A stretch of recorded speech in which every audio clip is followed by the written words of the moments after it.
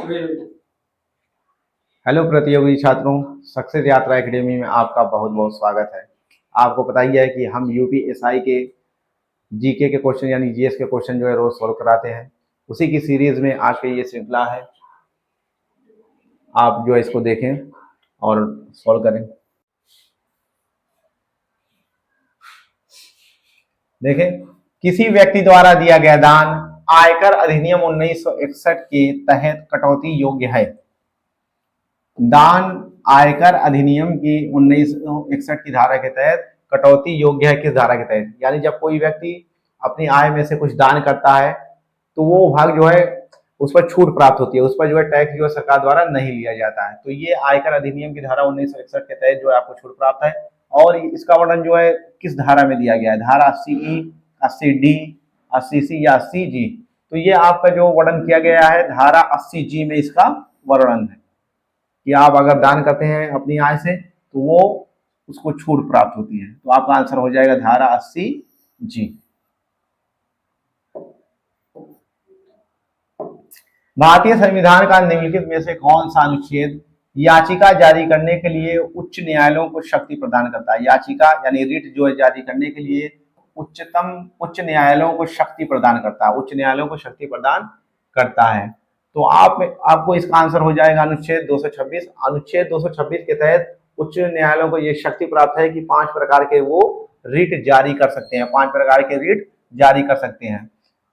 तो अनुच्छेद 226 के तहत, जबकि अनुच्छेद 32 में ये मौलिक अधिकारों से संबंधित या संवैधानिक उपचारों का अधिकार दिया गया है। संवैधानिक उपचारों का अधिकार, इसके तहत सर्वोच्च न्यायालय रिट जारी कर सकता है और अनुच्छेद 226 के तहत उच्च न्यायालय रिट जारी कर सकते हैं। यहाँ ये बताने योग्य है कि रिट जारी करने के मामले में उच्च न्यायालयों की शक्ति सुप्रीम कोर्ट से अधिक होती है, सुप्रीम कोर्ट से अधिक होती है। जबकि अनुच्छेद 324 में इसमें चुनाव से संबंधित जो है प्रावधान दिए गए हैं, चुनाव से संबंधित प्रावधान दिए गए हैं और ये उच्च न्यायालय से संबंधित अनुच्छेद 226 ये रिट जारी करने से है और ये सर्वोच्च न्यायालय से, संवैधानिक उपचारों का अधिकार सर्वोच्च न्यायालय से। जबकि अनुच्छेद 56 राष्ट्रपति की जो है कार्यावधि इसमें दी गई है, यानी जो है उनका जो है कार्यकाल कितने वर्षों का होगा इसके बारे में बताया गया। अनुच्छेद 56 में राष्ट्रपति की कार्यावधि कितनी होगी, यानी कितने साल वो बने रहेंगे अपने पद पर, इसके बारे में चर्चा की गई। तो आपका आंसर हो जाएगा अनुच्छेद 226।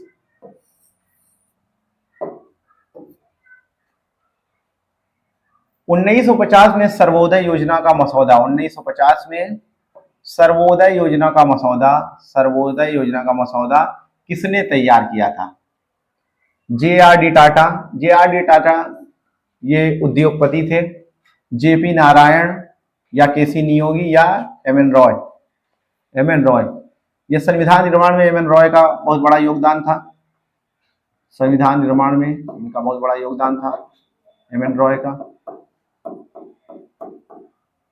जबकि केसी नियोगी वित्त आयोग के प्रथम अध्यक्ष थे, केसी नियोगी वित्त आयोग के प्रथम अध्यक्ष थे, वित्त आयोग के प्रथम अध्यक्ष।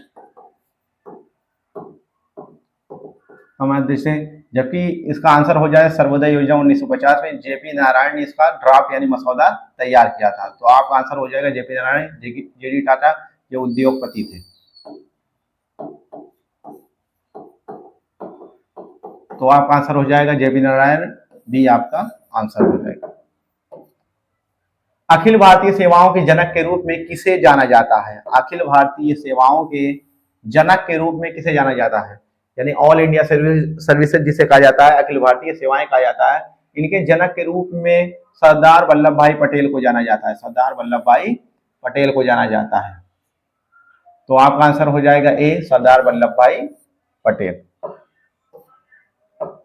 निम्नलिखित में से किस संगठन का नारा सर्वत्र सर्वोत्तम सुरक्षा है? सर्वत्र सर्वोत्तम सुरक्षा है, किस संगठन का ये नारा है? सर्वत्र सर्वोत्तम सुरक्षा है। तो ये नारा है राष्ट्रीय सुरक्षा गार्ड का, एनएसजी का ये नारा है, नेशनल सिक्योरिटी गार्ड का ये नारा है, सर्वत्र सर्वोत्तम सुरक्षा। जबकि सिख लाइट इन्फेंट्री यह भारतीय सेना की एक टुकड़ी है, भारतीय सेना की एक टुकड़ी है। भारतीय वायुसेना का नारा है, जबकि देखें सीमा सुरक्षा बल, सीमा सुरक्षा बल का नारा है जीवन पर्यंत कर्तव्य, जीवन पर्यंत कर्तव्य, जीवन पर्यंत कर्तव्य। जबकि भारतीय वायुसेना का नारा है नभा स्पृशम दीप्तम, नभा स्पृशम दीप्तम, ये भारतीय वायुसेना का नारा है। तो इसमें जो है किस संगठन का नारा सर्वत्र सर्वोत्तम सुरक्षा है, ये आपका आंसर हो जाएगा डी, राष्ट्रीय सुरक्षा गार्ड, एनएसजी, राष्ट्रीय सुरक्षा गार्ड, डी आपका आंसर हो जाएगा। वैश्विक आतंकवाद सूचकांक, वैश्विक आतंकवाद सूचकांक किस संगठन द्वारा जारी किया जाता है?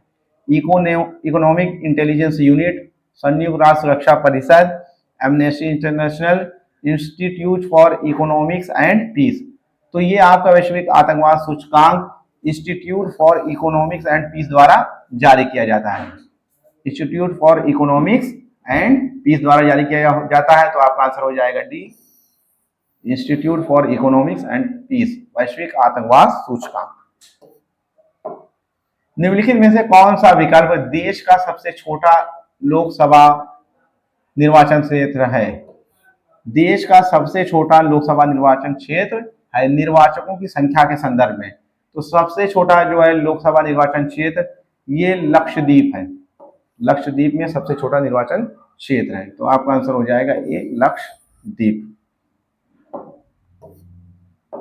निम्नलिखित में से भूदान आंदोलन के अग्रणी कौन है? भूदान आंदोलन की शुरुआत किसने की थी? महात्मा गांधी ने, अरविंदो घोष ने की थी, या स्वामी विवेकानंद, या विनोबा भावे ने? तो इसकी जो है शुरुआत जो है विनोबा भावे ने की थी, विनोबा भावे जी ने की थी। 1951 में इसकी शुरुआत की थी और इनको 1983 में भारत रत्न से सम्मानित किया गया। इनको ये सम्मान 1983 में जो है इनके मरणोपरांत दिया गया, यानी मरने के बाद दिया गया था, ठीक है। और ये भारत के प्रथम व्यक्ति हैं जो रेमन मैग्सेसे पुरस्कार से सम्मानित हुए, रेमन मैग्सेसे पुरस्कार से सम्मानित हुए, ये प्रथम व्यक्ति थे रेमन मैग्सेसे पुरस्कार से सम्मानित। तो आपका आंसर हो जाएगा डी, विनोबा भावे। किस विटामिन की कमी से कारण मनुष्यों में रक्ताल्पता यानी एनीमिया हो जाता है, यानी खून की कमी हो जाती है? Vitamin B2, vitamin B12, vitamin B1 या विटामिन B6? तो विटामिन B12 की कमी से जो है एनीमिया हो जाता है, यानी खून की कमी हो जाती है, और B1 की कमी से बेरी रोग हो जाता है। तो आपका आंसर हो जाएगा विटामिन B12, एनीमिया। भारतीय संविधान का कौन सा अनुच्छेद राज्य को पर्यावरण संरक्षण तथा संवर्धन के लिए निर्देशित करता है कि राज्य पर्यावरण के संरक्षण एवं संवर्धन के लिए कार्य करेगा? अनुच्छेद 43 ए, 39, 48 है या 44? तो 44 में आपका है जो समान नागरिक संहिता के बारे में बात की गई है, यानी यूनिफॉर्म सिविल कोड के बारे में, समान नागरिक संहिता, समान नागरिक संहिता के बारे में इसमें बात की गई है। जबकि अनुच्छेद 39 में सामाजिक एवं आर्थिक न्याय की बात की गई है, सामाजिक आर्थिक न्याय करेगा, यानी राज्य जब भी नीतियों का निर्माण करेगा तो उसमें सामाजिक आर्थिक पहलुओं को जो है शामिल करेगा तथा समान कार्य के लिए समान वेतन की भी बात करेगा। तो अनुच्छेद 39 हो गया। जबकि अनुच्छेद 48 से में इसमें पर्यावरण संरक्षण से संबंधित बात की गई है। राज्य के नीति निर्देशक तत्वों में अनुच्छेद 48 ए में पर्यावरण के संरक्षण तथा संवर्धन के लिए बात की गई। तो आपका आंसर हो जाएगा सी, पर्यावरण संरक्षण। जबकि अनुच्छेद 43 में उद्योग में कामगारों के बारे में बात की गई है। 12वीं। तो आपका आंसर हो जाएगा सी 48A। देखिए, निम्नलिखित में से किस पुरास्थल से एक ही कब्र से 3 मानव कंकाल प्राप्त हुए हैं? एक ही कब्र से 3 मानव कंकाल प्राप्त हुए हैं। एक ही कब्र से 3 मानव कंकाल प्राप्त हुए हैं। सराय नाहर से, या दमदमा से, मैदहा से, या लंगनाज से। सराय नाहर, दमदमा, मैदहा और लंगनाज। तो आपका जो है, जो कब्र से 3 मानव कंकाल प्राप्त हुए हैं, ये दमदमा से प्राप्त हुए हैं। कहां से? दमदमा से प्राप्त हुए हैं। सराय नाहर, दमदमा और मैदहा, ये तीनों प्रतापगढ़ जिले में है। यूपी के प्रतापगढ़ जिले में ये पड़ते हैं, मैदहा, दमदमा और सरायनाहर। जबकि लंगनाज ये गुजरात राज्य में पड़ता है, गुजरात राज्य में। तो आपका आंसर हो जाएगा दमदमा से, जो कि प्रतापगढ़ जिले में है। आंसर हो जाएगा बी।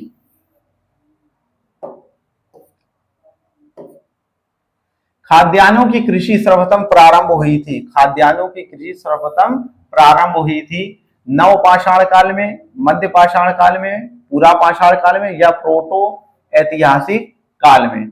ये तो आपका हो नहीं सकता प्रोटो ऐतिहासिक काल में, पूरा पाषाण काल में भी नहीं। नवपाषाण काल और मध्य पाषाण काल बचता है। तो नवपाषाण काल में आपकी कृषि प्रारंभ हुई थी। नवपाषाण काल में आपकी कृषि प्रारंभ हुई थी। तो आपका आंसर हो जाएगा ये नवपाषाण कालीन। भारत में मानव का सर्वप्रथम साक्ष्य कहां मिलता है? भारत में मानव का सर्वप्रथम साक्ष्य कहां मिलता है? नीलगिरी पहाड़ियों से, शिवालिक पहाड़ियों से, नलमल्ला पहाड़ियों से, या नर्मदा घाटी से। तो आपका जो है सर्वप्रथम साक्ष्य जो है मानव का मिलता है नर्मदा घाटी से। नर्मदा घाटी से। तो आपका आंसर हो जाएगा डी, नर्मदा घाटी से।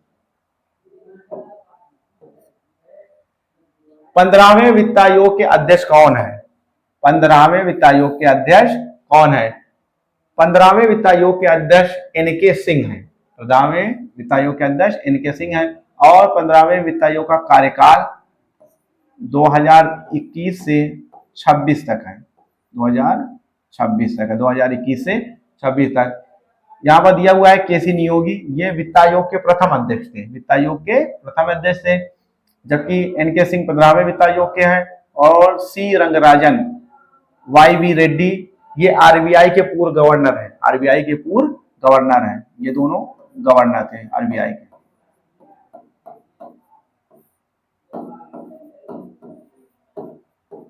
रिजर्व बैंक ऑफ इंडिया के गवर्नर थे। तो आपका आंसर हो जाएगा बी, एनके सिंह। ये आपका आंसर हो जाएगा।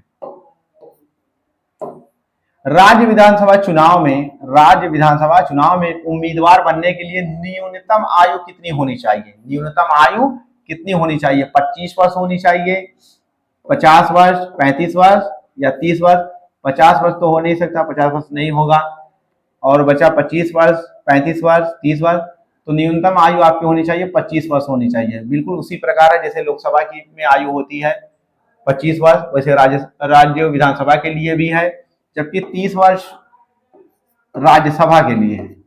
राज्यसभा के लिए 30 वर्ष होनी चाहिए। और राष्ट्रपति एवं उपराष्ट्रपति पद पर चुने जाने के लिए 35 वर्ष आयु होनी चाहिए। राष्ट्रपति एवं उपराष्ट्रपति के लिए, उपराष्ट्रपति के लिए 35 वर्ष होनी चाहिए। तो आपका आंसर हो जाएगा ए, 25 वर्ष। कौन सा दर्रा सिक्किम को चीन के तिब्बत स्वायत्त से जोड़ता है? कौन सा दर्रा